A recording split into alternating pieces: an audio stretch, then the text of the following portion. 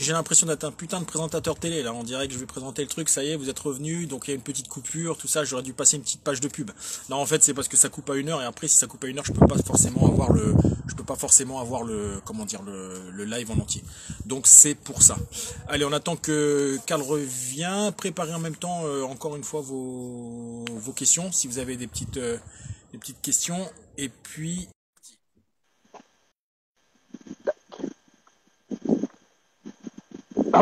Et ouais, j'ai bronzé, t'as vu ça? Eh, C'est le par contre, bronzage, mec. t'es dit, Yes. tu peux pas corriger les gens sur le français et dire je vais attendre que Karl revienne. C'est que Karl Non, j'ai dit, revienne. je vais attendre que Karl revienne. Ouais, non, Non, non, non, t'as dit que Karl j'ai dit revienne. Donc, revienne, mais en attends, fait, attends aussi. non. J'ai dit Laisse-moi revienne, mais rentrer. avec le vent, t'as juste entendu, toi, la fin du truc. C'est normal, le micro, il déconne. Donc toi, j'ai entendu que Karl revienne, c'est revienne, of course. Ah, pardon, c'est moi. Alors, je fais une parenthèse que j'ai vu un mec là qui est hyper intéressant aussi qui est venu dessus, qui s'appelle. Je vais couper cette séquence là. Je vois Lalou qui rigole. Je vais couper cette partie du live. Non, non, non, c'est ça. Il faut. Dans le live, il y a un mec qui s'appelle Greg Performance. C'est un gars qui a qui était donc qui est coach que j'ai avec qui travaillé que j'ai. Alors, je sais pas si j'ai formé sur certains concepts ou pas. Il est coach dans une salle qui s'appelle l'Atelier à Dunkerque. Donc c'est un super gars. Et en fait, alors je crois que je t'en avais parlé, il a dans sa salle un mec qui vient souvent, qui est un combattant, qui s'appelle un ancien combattant, c'est Tom Duquesnoy. Oui. Et en fait, avec Tom Duquesnoy, je crois, alors j'en reparlerai un petit peu avec Greg par la suite, parce que j'en ai ça peut-être de faire un live pour lui, c'est que son centre d'atelier 83 va devenir un espèce de club, une base avancée pour les combattants qui vont arriver de l'étranger. Quand ils vont faire leur combat en France, ils vont venir avant chez lui, ils vont faire une semaine de préparation physique, préparation mentale, pas mal de choses. Et il met à disposition beaucoup de trucs. Et en fait, il va créer une espèce de. Tu sais, c'est comme chez nous quand tu arrives dans un sas ou dans un espace où on est tous ensemble. Bah là, tous les combattants vont arriver ensemble, vont pouvoir se préparer avant de faire un combat. Et en fait, il est en train de monter quelque chose comme ça voilà, qui est en train de se faire puisqu'il a la place, il a le matériel, il a plein de choses. Il connaît un camp d'entraînement, ouais, il connaît beaucoup de personnes. La dernière fois, justement, il était en Skype, il m'a dit avec un des préparateurs physiques de McGregor, qui lui disait qu'à McGregor, en gros, la petite anecdote, il disait que McGregor, bah, pendant le confinement, il bouffait beaucoup. Et du coup, comme il bouffait beaucoup, bah, c'était pas bon parce qu'il s'entraînait moins et puis il prenait peut-être aussi un peu de gras, etc. Donc il a mis un système que quand le mec il va ouvrir le frigo, je sais pas quoi, ça lui balance. Bref, ils ont mis des trucs en place. Mais je vois qu'il était dans le live, donc c'est pour ça. Si jamais Greg, tu veux intervenir sur une question ou même par la suite, je pourrais peut-être te mettre en contact avec lui. Puis ça peut peut-être, voilà, il y a peut-être des. Tu vois, je sais pas si un jour tu organises un stage là-bas, si lui ils organisent un stage, voilà, c'est juste parce que je voyais son nom. Donc la question de Théva, est-ce que tu as eu le temps de réfléchir? Le temps que tu Répète-moi reviennes. la question. Putain, je me rappelle plus de la question. Théva, tu peux reposer la question? On va repartir sur notre question en attendant. Il y a une Ouais. question concernant la partie BRI, quelqu'un qui peut demander c'est un petit peu comment tu as vécu ta semaine de sélection. Et sans rentrer dans le détail des tests, vraiment, tu as fait Mhm. ça, mais voilà, ce que c'était dur. Le sommeil, moi je sais que voilà, tu as bien dormi, tu m'as dit c'était cool. Ouais, Mais toi. est-ce qu'il y a. Non, si tu peux raconter un petit peu. Ah, bah, moi j'ai adoré hein, les tests de la BRI, j'ai trouvé ça exceptionnel. C'est un truc que tu fais que une fois dans une vie. Ou plus si c'est ta vie à toi, t'es dit. Mais c'est vrai que c'est quelque chose d'assez exceptionnel. Alors sans dévoiler ce qui s'est passé dans les tests, il y a des tests déjà de claustrophobie. Alors, je dis sans dévoiler, mais je ne veux pas dire ce que c'était comme test, etc. Ouais, de toute Il façon, y a c'est des des trucs tests qui font toujours pas. Ça, c'est pas de d'appréhension, souci. voilà, Hein. d'appréhension du vide et toutes ces choses-là. Plus le vide, c'est pas mon truc préféré, mais ça va, j'ai géré. Et puis, on a dormi 9 heures en une semaine. Là, toi, tu sais que j'avais beaucoup dormi. Ça 9 fait heures en une c'est du semaine, crap mat. j'ai trouvé ça très dur parce que Ouais. puis il faisait froid en plus. Moi, j'aime pas le froid. Il faisait vraiment froid, donc je me suis avoir plusieurs fois dormi à même le sol ou manger des trucs vraiment immangeables. Et bien sûr, ils font ça pour que tu craques et pour Ouais. voir qui réagit à ça, enfin, qui est impacté par le manque de sommeil, par le manque d'alimentation ou par la qualité abominable de la bouffe qui te servent. Euh, ouais, j'ai connu le plastique de la berry, ouais, du poulet. Je l'oublierai jamais, celui-là, un poulet, tu croquais dedans et tu avais de l'eau qui sortait. C'était vraiment. Et je ne l'ai pas mangé. Pourtant, j'avais faim, mais je ne l'ai pas mangé. Donc, C'est un poulet. c'est des trucs voilà, où où c'est très difficile mentalement, tu vas montrer qui tu es. En une semaine, tu montreras qui tu es dans des conditions qui sont comme ça très difficiles. Moi, je ne suis pas quelqu'un qui est impacté par le manque de sommeil, en tout cas pas sur une semaine, par le manque de sommeil et par le manque d'alimentation. Donc, je pense que ma personnalité a quasiment pas changé. Je suis pas quelqu'un qui est de mauvaise humeur de façon générale. Ça bouge pas trop. Donc, je pense que ouais, dans ces moments-là, tu dévoiles ta vraie personnalité. Et ça, c'est pareil, c'est des trucs pour lesquels tu peux te préparer. Hein. Tu m'as parlé des tests que tu effectuais là, ces dernières semaines, je crois, à se lever à 3 heures, un coup à 6 heures pour aller s'entraîner. Je pense que c'est pas faire. Et encore une fois, sortir de sa zone de confort. C'est ce qu'on a fait sous forme de challenge, tu sais, avec FS Coaching, là, justement, sur le site, on a proposé aux jeunes et aux moins jeunes hein, de manière aléatoire maintenant, de se lever et d'aller faire leur footing, peu importe l'heure, en fait. Parce que c'est ce qu'on a connu, nous, avec tous les gars, c'est cette période, déjà le réveil flash, c'est que certains, en fait, moi, je sais que tu peux me réveiller en un claquement de doigts, je sais ce que je dois faire, je récupère mon matos, tatati, etc. T'en as certains, tu claques les doigts, le mec, il se réveille, il sait même plus où il est. Tu vois, il sait plus où il est, il part en courant, je vais vous raconter une petite anecdote hein, qui m'a fait toujours rire. Justement, ça fait partie du réveil flash. Lorsqu'on était au stage co, donc tu fais tes 9 semaines et demie au stage commando marine, t'as qu'une chose à penser, c'est ton arme. Ton arme, tu dois toujours l'avoir avec elle. C'est bien ta femme en fait. Tu as toujours ton arme. Et on part sur le terrain et donc on a été fatigué. On arrive à peu près, je crois, à la troisième semaine, etc., etc. On est sur le terrain, on est dans un espèce de marécage pour dormir et tout et tout. Et on termine à 3 heures du matin, on arrive, ils nous disent ok les gars, il faut toujours quelqu'un qui surveille le camp, il faut un qui fait ça. En gros, ils te font le truc, t'es plus de 12 mecs, mais t'en as qu'un qui peut dormir, tu vois ce que je veux dire? Parce qu'ils te donnent tellement de choses que tu dis ok, mais en fait tu peux pas dormir. Et quoi qu'ils disent, en fait, t'es obligé parce que t'es tellement fatigué. Donc le mec, on prend notre arme, tu mets ton arme à côté de toi, quoi que ce soit. Donc on s'allonge. Il te laisse 2 heures à peu près, ouais, 4 heures du mat ou ouais, 4-5 heures du mat, bing, t'as une grenade qui explose. Ok, machin, ça explose. On part tous. Et là, on arrive, on est les 12 sur les rangs, on est devant le camion, et t'entends un qui. Et tu sais, t'es fatigué, tu sais, t'es sur ton groupe, hein, au bout de nombre de temps, t'entends un des gars qui dit putain, les gars, j'ai pas pris mon arme. Et c'est pas un couteau, c'est pas un stylo qu'il a, c'est son FAMAS, tu vois. C'est son FAMAS à l'époque. Tu dis, comment ça, t'as pas pris ton arme? Ah non, j'ai oublié mon arme. Elle est où? Bah, quand je suis parti sans. Je dis, putain, mais c'est le seul truc.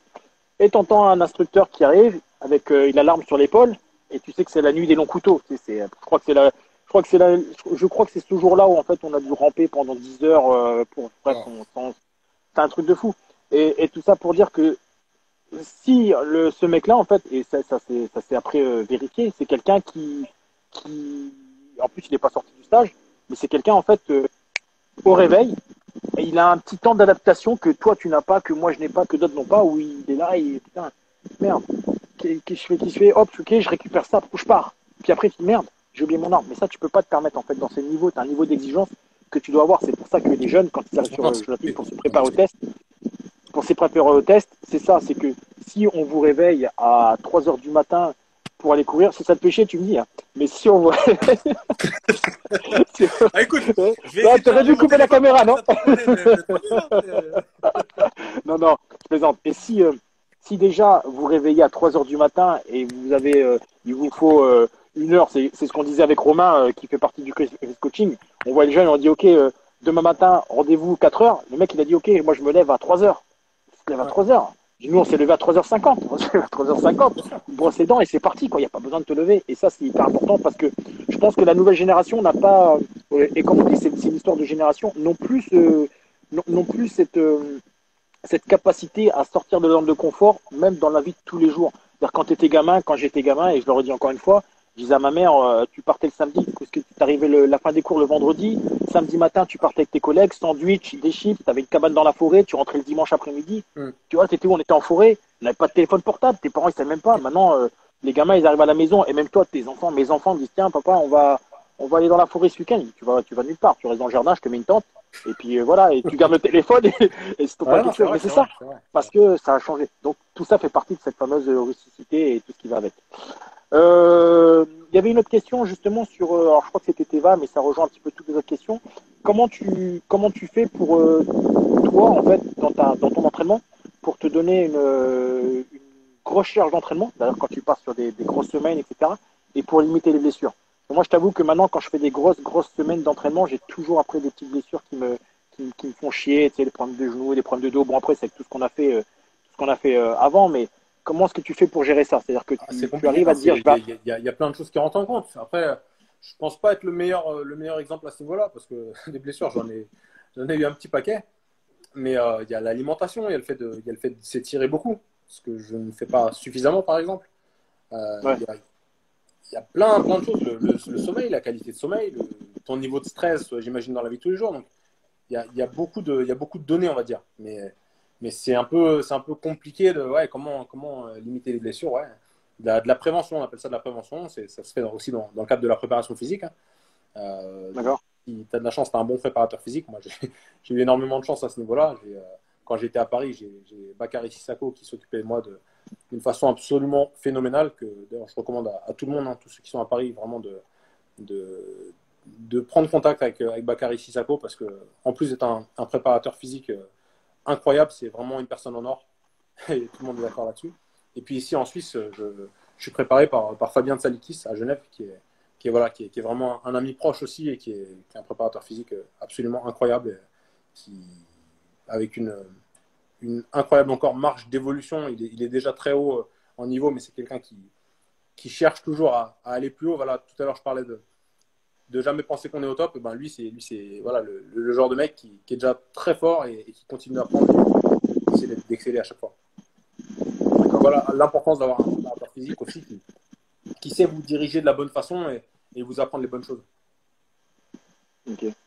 Et est-ce que tu as déjà été confronté, notamment peut-être dans tes entraînements, avec des militaires qui combattent? Parce qu'on a des militaires qui sont combattants aussi, hein, qui ont soit arrêté quand ils sont entrés à l'armée, ou qui continuent dans l'armée sous différentes façons. Et en fait, ces combattants qui sont militaires, ce sont des combattants, mais en même temps, ils sont guerriers. C'est-à-dire que c'est assez subtil, mais ce sont des guerriers, c'est des mecs qui font la guerre et tout ça. Et ils ont une telle rage. Et je fais le parallèle. Alors, un film que moi personnellement j'ai bien aimé, je parle pas de la partie chorégraphie et tout, mais par exemple Warrior. Tu sais, ce mal-être, je sais pas si tu l'as vu, Warrior, en fait, c'est un film avec Tom Hardy. Ouais, c'est un film avec Tom Hardy où voilà, c'est deux frangins. Il y en a un, je te le conseille, il est pas mal, hein, dans l'histoire, il est pas mal. Où il y en a un qui a vraiment une rage de tout ce qu'il a fait à l'armée, etc., etc., et qui lui transforme dans le combat dans cette partie. Donc au début, il a du mal à se canaliser, mais un bon combattant. Et justement, est-ce que tu as été confronté à ça, ou est-ce que tu as déjà fait du sparring ou combattu avec des mecs comme ça qui sont des militaires et en même temps combattants, et qui ont justement ce petit truc que si tu le sors de l'armée et que tu le fais dans le truc, c'est quelqu'un qui peut tout défoncer. Et je parle de ça pourquoi? Parce qu'actuellement, je suis pas mal d'anciens SEALs, donc les forces spéciales américaines, comme Mitch Hagar, je sais pas si tu le suis sur Insta, c'est un ancien SEAL, c'est un petit qui vient de gagner encore un combat alors en MMA, mais en fait, ce sont tu sens que c'est pas c'est vraiment le guerrier, quoi. Le mec qui défonce tout, et une putain de tu vois ce que je veux dire? Ouais. Un peu à la Jo. Je vais répondre à ta question. Juste, il y a deux questions là qui sont intéressantes, sur lesquelles j'aimerais bien rebondir après. Comment prépares-tu quelqu'un qui souhaite intégrer la BRI, et est-ce que ton expérience de combattant t'a aidé dans les interventions de police? Juste garde-les en tête, parce que moi je ne vais pas y arriver. Ok, je les garde. Maintenant, pour répondre à ta question, ouais, j'ai un exemple qui est assez récent, avec un petit combattant un peu rouquin là, qui s'appelle Jordan. Avec un regard de badge. C'est un mec que je connais pas depuis longtemps, mais c'est le genre de personne avec lesquelles ça clique tout de suite, en fait, parce que tu sens que tu es connecté, que tu es un petit peu dans le même délire. Et Joe, il était dans ton univers, hein, si je dis pas de bêtises. Joe, c'est mon frangin. On était ensemble au combattant, et c'est un très très bon combattant d'anglaise, et il s'est mis au sol en plus. Joe, il s'est mis au sol très tardivement, et il a bien progressé au sol. Et il fait du sol, hein, parce que j'ai pas remarqué quand j'ai tourné avec lui. mais non, plus sérieusement. Il reste au sol. Au sol. Plus sérieusement, Joe, c'est l'exemple du guerrier. Il est pas très technique, mais c'est un mec, il a du cœur. Et moi, j'ai beaucoup de respect pour ça. J'ai beaucoup de respect pour lui, d'ailleurs, parce que moi, j'aime les gens comme ça. J'aime les gens comme ça qui sont des guerriers dans la vie, et qui sont des gens de valeur. Et souvent, ça va ensemble. Alors, ouais. Je dis pas que les mecs qui sont pas des guerriers ne sont pas des gens de valeur, hein, qu'on soit bien d'accord. Mais souvent, le mec qui arrive à aller chercher ce truc-là, c'est que dans la vie, il y a déjà un certain parcours derrière, je pense. Enfin, je vais chercher un peu plus loin psychologiquement sur ce genre d'aspect. Et c'est des gens qui, voilà, t'es un guerrier. Tous les combattants ne sont pas des guerriers. Comment ça? Beaucoup de combattants, même à très haut niveau, ne sont pas des guerriers. Mais par contre, être un guerrier, c'est quelque chose de très difficile. C'est plus facile d'être un combattant que d'être un guerrier. Un guerrier, tu l'es ou tu l'es pas. Et je crois que ça, c'est un truc que tu as en toi. Je crois que c'est un truc que tu as en toi. Comme je disais, c'est un truc que tu peux aussi développer. Mais voilà, Joe, c'est un guerrier. Donc on a fait notre sparring. Hein, voilà, c'est pas un grand combattant. Et il a pris cher. Mais à chaque fois, il revenait. Et j'étais même obligé de le calmer en disant tranquille, tranquille, parce que j'ai pas envie de vouloir appuyer avec toi. C'est pas l'intention. Et tu sentais qu'à un moment, Joe, il a posé le cerveau. Ah, mais par c'est contre, notre si truc. Joe, tu le mènes sur un test de combativité, et là je parle d'une personne en particulier, mais ça doit parler à tout le monde, parce que c'est typiquement ce profil-là. Tu le mets sur un test de combativité, il va gagner haut la main. Peut-être que là où il perdra, ce sera le manque de lucidité. Où les mecs diront, est-ce qu'il n'y a pas un peu trop d'agressivité qui n'est pas contrôlée? Ouais. Par contre, le cœur, il est là. Le cœur, il est là. Et ça, c'est ça qu'il faut aller le chercher. C'est exactement ça. C'est ce que tu dis, c'est qu'on a une agressivité qui est en nous qui des fois a du mal à se canaliser parce que c'est un mélange des émotions en fait entre plein de choses. Et du coup, c'est ce qui fait la différence après entre le combattant et le guerrier. Le guerrier, il sera toujours là et lui, il va avancer, même si même s'il doit mourir, tu vois ce que je veux dire, même si voilà, il y a pas de limite. Une fois, comme on dit, on met le cerveau sur off, il est sur off. Et t'as le combattant qui lui c'est un combattant, donc technicien de ça. Par contre, si à un moment il faut vraiment se sacrifier, il va peut-être pas se sacrifier, mais pas tout le monde une fois de plus. Bien mais sûr. t'as raison, c'était très intéressant. L'autre question alors, c'était comment est-ce que te préparer pour quelqu'un qui souhaite intégrer la BRI? Exactement, sparring. Beaucoup de sparring, beaucoup de sparring, donc d'affrontement, et puis mettre la personne dans des situations très dures. Parce que ça va pas aider la personne que sur l'aspect combat, mais ça va mentalement la pousser dans un truc, dans un retranchement, que ce soit sur. Quand j'ai passé les tests, on a fait on a fait un truc, on a fait des montées d'escalier avec 60 kilos sur le dos. Il y avait 5 étages à monter comme ça. Et je me suis défoncé c'était quoi? C'était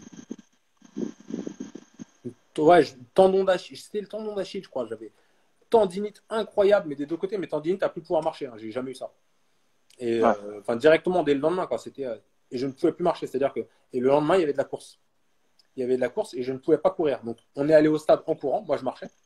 Et je peux te dire que moi, je suis pas quelqu'un qui suis sensible à la douleur. Hein. Donc, pour que je marche, c'est vraiment que je ne pouvais plus courir. Et je suis arrivé au truc en marchant, en me disant comment je vais faire, parce qu'on était une vingtaine. On était une vingtaine et je ne pouvais pas courir.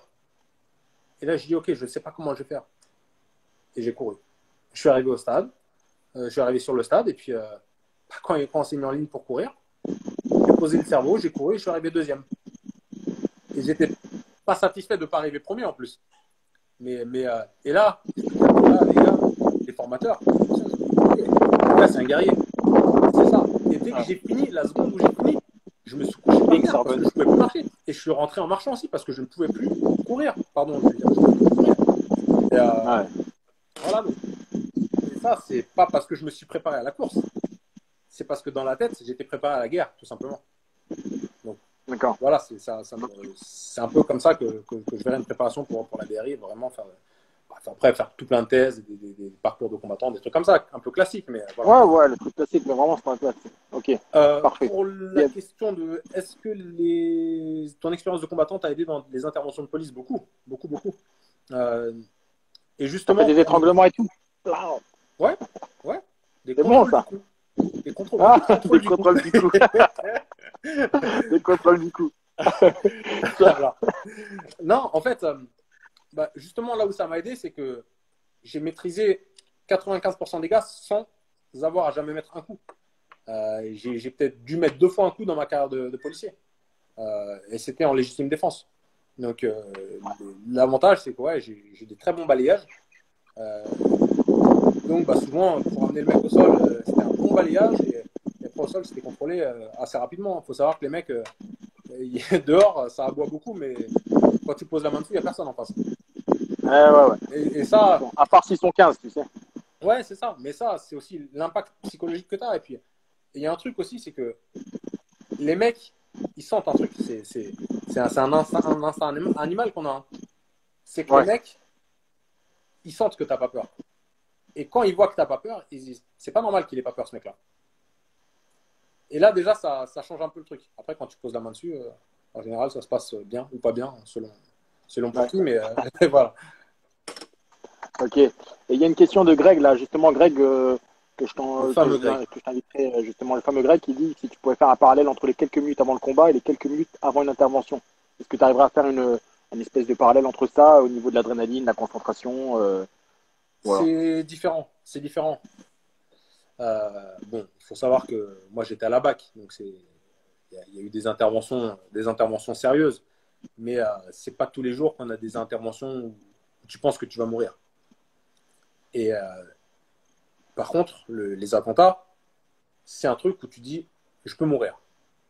Et là, c'est pas pareil. Toi, tu étais sur les attentats, tu es intervenu, Alors, comment tu étais parti moi, j'étais appelé assez rapidement sur, je vais pas dire le lieu, mais j'étais appelé assez ouais, rapidement ouais.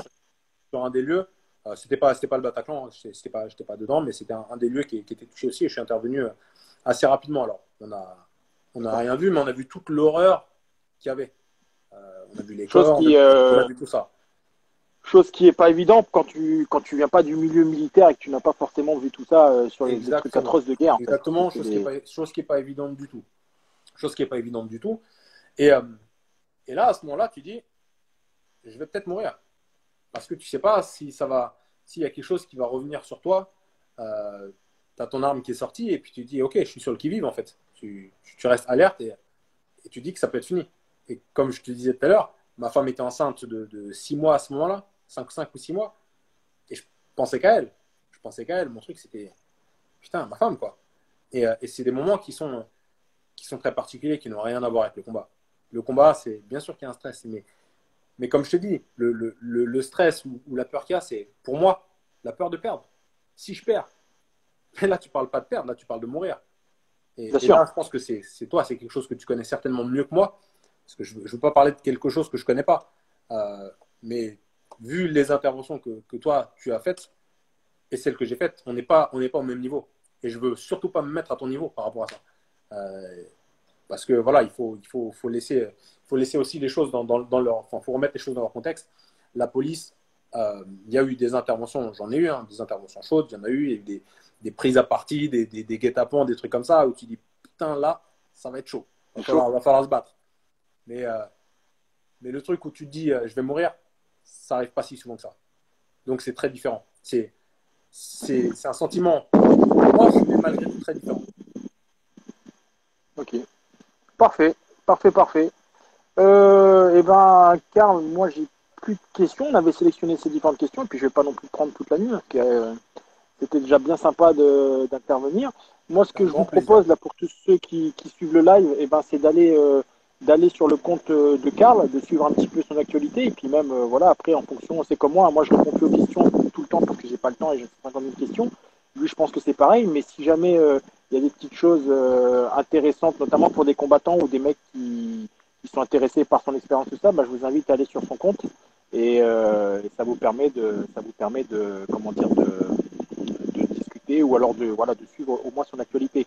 Après, dites-vous bien que c'est une chance, en tout cas nous on le voit comme ça hein, pour l'équipe de FS Coaching, c'est une chance de t'avoir en live parce que voilà tu fais partie comme on l'a dit, hein, tu sais, tu fais partie des meilleurs combattants français. Moi là-dessus ce que je voulais dire c'est que tous les lives qu'on essaie de faire, on essaie toujours de prendre des mecs d'un certain niveau, peu importe le domaine, mais d'avoir toujours un axe de convergence avec l'opérationnel. Or l'opérationnel tu l'as eu en étant à la police.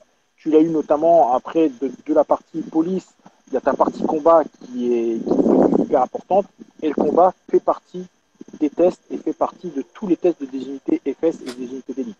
Après, il y a des unités où ça tape pas trop. Par exemple, l'armée de l'air, c'est pas, je plaisante pour ceux de l'armée de l'air, je plaisante. Non, non, non. Ça tape de partout. Et après, il y a des unités où ça tape beaucoup plus que les autres. Notamment, et je le redis une fois, hein, quand vous allez au raid, pour ceux qui veulent faire les tests raid, le raid, il y a beaucoup de cogneurs, il y a beaucoup de champions du monde de beaucoup de choses. Mais quand je dis champion du monde, c'est pas du tout, comment dire, une blague, pardon. C'est vrai, il y a vraiment des mecs qui ont été champions du monde de boxe française, des mecs qui ont été champions de France de judo, champions d'Europe, mais parce que dans leur métier, il y a besoin quand même d'avoir des mecs solides en sport de combat. Et si vous aimez pas danser, c'est pas la peine d'aller au raid. Au raid, ça frappe quand même assez fort. Et chez les commandos marines, on a aussi des mecs très très bons. On a des mecs très très forts en sport de combat, mais c'est pas notre métier. C'est-à-dire que avant d'arriver au contact, en faire du combat du 1 contre un mec, comme le dit souvent plein de personnes, moi le premier, et Juju qui a très regardé, depuis qu'on a inventé la poudre, il n'y a plus de surhumain et il n'y a pas de surhomme. Et si vous arrivez à faire dans les commandos marines du corps à corps, c'est que ça pue vraiment. Et en plus le corps à corps, la façon dont il va se faire, c'est du corps à corps assez violent. Et justement, j'ai une pensée, quand je parle de ça, j'ai une pensée pour les mecs de l'armée de terre qui justement ont terminé malheureusement certains en corps à corps dans la vallée d'Uzbin, en Afghanistan, où ils se sont fait tuer tous à l'arme blanche, parce qu'ils n'avaient plus de munitions. Ça s'est terminé, on sait que ça s'est terminé à main nue, mais je veux dire, même si le mec était combattant au MMA ou quoi que ce soit, il n'avait aucune chance. Donc, il faut vraiment, pour vous, en fait, les jeunes qui regardent et les mecs qui regardent, c'est vous focaliser sur, vous n'êtes pas spécialiste de sport de combat, c'est pas pour ça que vous ne réussirez pas dans les forces spéciales, c'est pas pour ça que vous ne réussirez pas dans les unions. Par contre, n'arrivez pas juste en disant ok, ça va, j'ai un petit peu de trucs et puis je vais je sais donner 2-3 coups de poing, ça va le faire. Non, entraînez-vous, comme l'a dit Karl, faites du sparring, allez dans des clubs et je sais que c'est compliqué et on est tous passés par là. C'est compliqué dans un club où quand on arrive, on ouvre la porte, on voit que des mecs qui sont sur le ring ou en truc de transpirer, etc.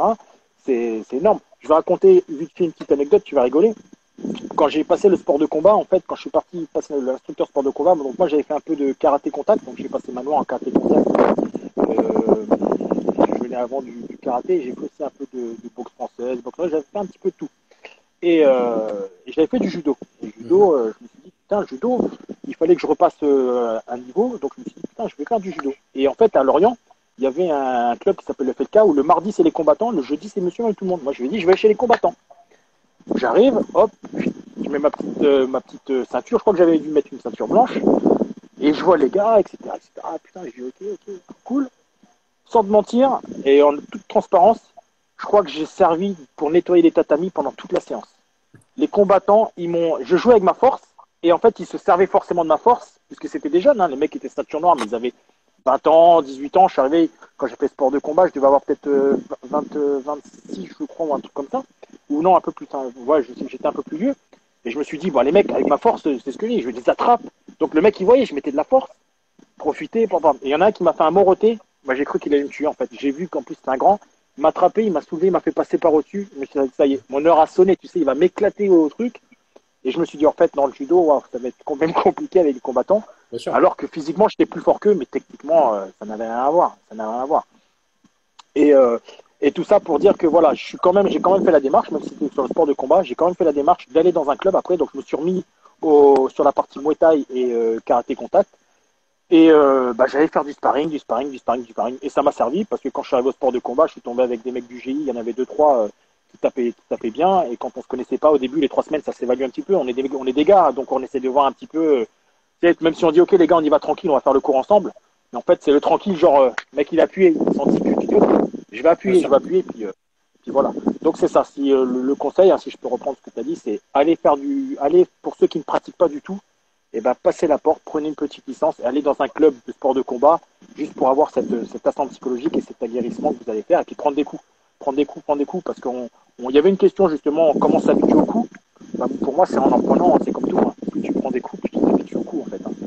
Et il n'y a pas 150 trucs. En tout cas, merci. Merci à tous ceux qui ont été présents, qui ont posé des questions. Merci à tous. C'est cool. Vraiment cool. On va partager de toute façon le live. Je te remercie. Et puis, moi, je te dis à bientôt. Ouais, et puis, prends soin de toi. Et puis, on sera là quand tu reprendras les combats et tu vas avec. Merci les gars. Salut. Ciao. Salut, ciao.